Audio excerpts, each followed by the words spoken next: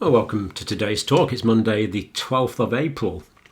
Very touched by all your well wishes and all the messages over the past couple of days. And like quite a few of you, I've had just a bad viral infection. It wasn't COVID, it was just a bad upper respiratory tract infection. It was viral. And lots of you have been saying you've been getting these infections, but worse than normal. So like I had a sore throat, runny eyes or runny nose. And then a bit of bronchitis as well, and a bit of a fever, and it's more than you would normally get with a cold, and it really does knock you off. And interesting that quite a few of you have said you've had a similar thing, and it's strange that despite the restricted social contacts that we're all having at the moment, or the vast majority are having at the moment, COVID still seems to be spreading to a lesser degree. Influenza doesn't seem to have spread at all. It seems to have completely stopped. But there seems to be lots of rhinovirus and other upper respiratory infections. So it's all a bit strange. I don't pretend to be able to explain it fully.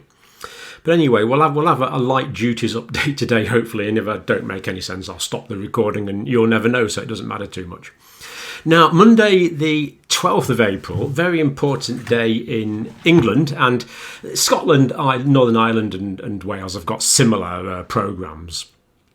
Basically, it's a bit of an opening up day, so all shops can reopen. Hairdressers, beauty salons, other close contact services can open.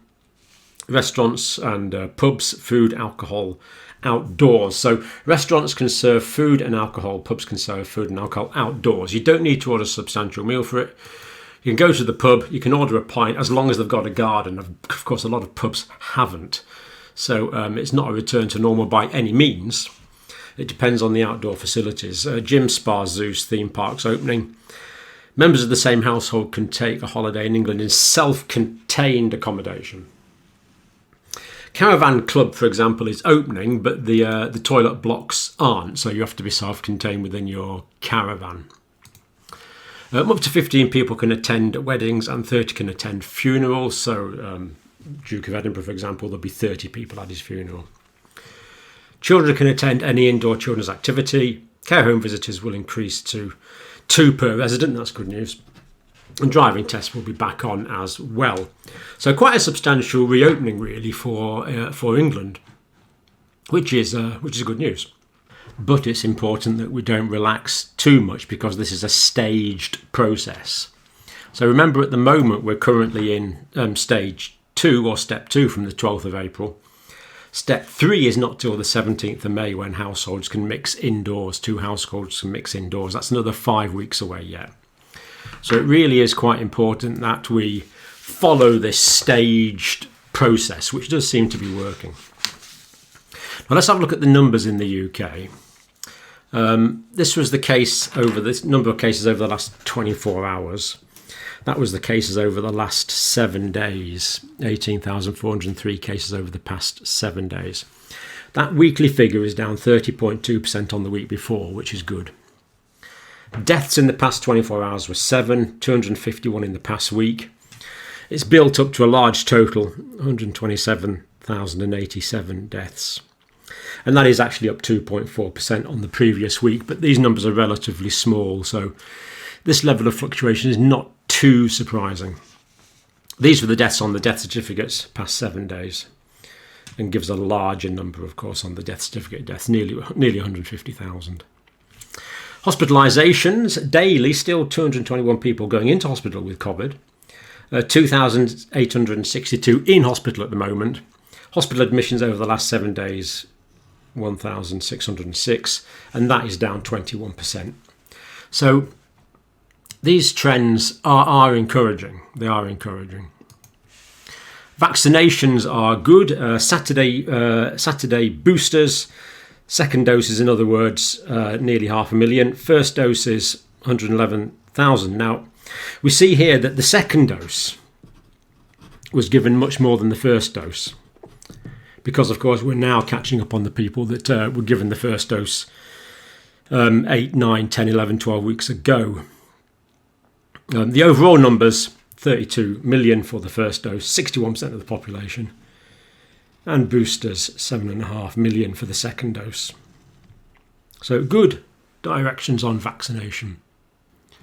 So looking at the graphics, this is the trend in cases in the United Kingdom, which is going down quite well. Still plenty of cases around, plenty of community spread, so they could go back up if behaviour changes dramatically. Deaths, again, going down really quite significantly. And if we look at the hospitalisations, the healthcare,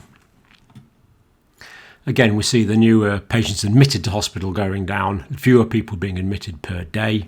Still not insubstantial, but fewer. And fewer people in hospital.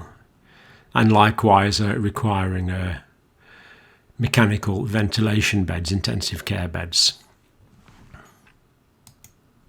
So those trends are encouraging, but they are depending on continued good behaviour. But no question the vaccines are helping significantly. Now, moving on to the United States, we are seeing a slight increase in cases in the US, unfortunately. And this is driven by the new variants. But when we look at deaths in the US, although there are still people dying, the trend is downwards. The trend is generally downwards. Because what we're seeing in the States is, to a large extent, not entirely, but the vaccines are starting to break the link between cases and deaths. So variants of concern increasing in the States. So, for example, Michigan. There was 1,503 cases per day in March in Michigan. March the 7th, I think that was. Last week, there was 7,266 cases per day, on average. Increases per day. And if we look at this on the graphic, we can see that cases are definitely increasing in Michigan, as an example.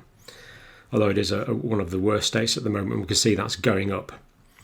Michigan's actually applied for additional vaccines from central government, but they haven't been given, but extra help has. Personnel's been given, but no vaccines. The vaccine allocation is still the same. But if we look at deaths in Michigan, then yeah, there's the increase in cases that we saw, but the deaths aren't going up as much. So cases are going up more than deaths because the vaccine is breaking the link between cases and deaths. Now, we're going to want to look at Brazil in a minute. Here we have the increase in cases in Brazil, which, as we know, are quite significant. But the point is, in Brazil, where there's not so much vaccination, the deaths are following the cases. So in Brazil, we still see the link between cases and deaths, whereas in the States, we see it much less. So still concerning, though, that those cases are going up in the States. And the other thing in the States is comparatively little data from the States on the variants of concern. Now, we believe that the B117 variant is actually more than 50% of the total cases now.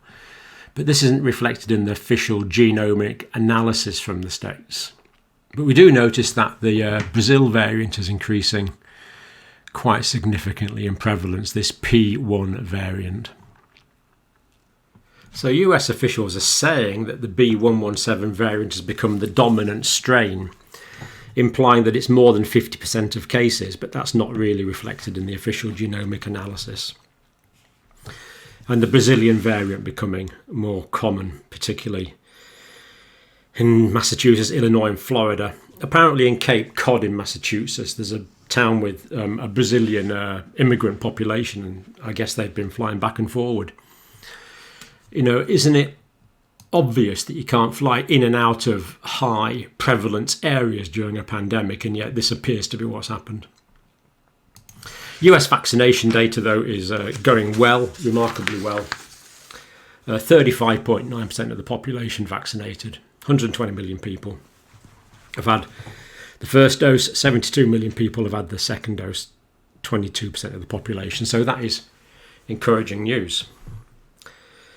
Now, moving on to Brazil, we know there's the P1 variant. There's also the P2 variant that Raphael told us about last week. Now, I'm afraid these are the projected deaths from the Institute of Health Metrics and Evaluation for Brazil. By the 1st of August 2021, they're predicting there probably will be 591,000 deaths total in Brazil. The red is the higher likelihood, the purple in the middle is the probable. universal mask wearing would reduce that down to 531,000 deaths, saving 60,000 lives. So really quite difficult to watch the situation in Brazil. It's just an example of countries that are struggling, but there's a lot of people suffering badly in Brazil at the moment. President Bolsonaro has been quoted as saying it's just a little flu, which it isn't. Told people to stop whining, which they're not. Said he wouldn't get vaccinated. Dismissed opportunities to purchase millions of vaccine doses, according to the Washington Post and the BBC. So I think they were from the BBC. So leadership there has clearly been an issue. Now, bad news from China. Chinese Centres for Disease Control and Prevention. This chap is in charge. China formally considering vaccine options to solve the problem that vaccine efficacy of the existing vaccine is not high. In other words, he's here admitting that the Chinese vaccines are of low efficacy. Now, this is the Sinopharm and the Sinovac vaccine. Now, these are both the inactivated type of vaccine. So what the Chinese do is they brew up lots of virus, then kill them, and then inject the whole dead virus. Now, when I first heard of this approach, I was very enthusiastic about it because it's kind of trust and tested. But the empirical data is showing they don't have the efficacy of the more modern approach to vaccine production. And it's a problem for many poorer countries who can't afford the Moderna and the Pfizer vaccine, for example, which are expensive. 60 countries have approved Chinese vaccination, and they're going to have reduced efficacy. Many countries are going to have reduced efficacy as a result of that. So I think that'll do us for today. The reason I've had to chop it about is I don't feel too bad now, but my voice kept going, so I had to edit it a bit. But if you've still got some energy, you could always look at this. The Zoe people have done a write-up on our talk with Professor Tim Spector. Does vitamin D protect against COVID-19 with a question mark? And there it's written up. So do watch the video if you haven't seen it. I'll put a link for it, and feel free to read that. And lots of interesting things to say, but we'll leave it there for today. Thank you for watching.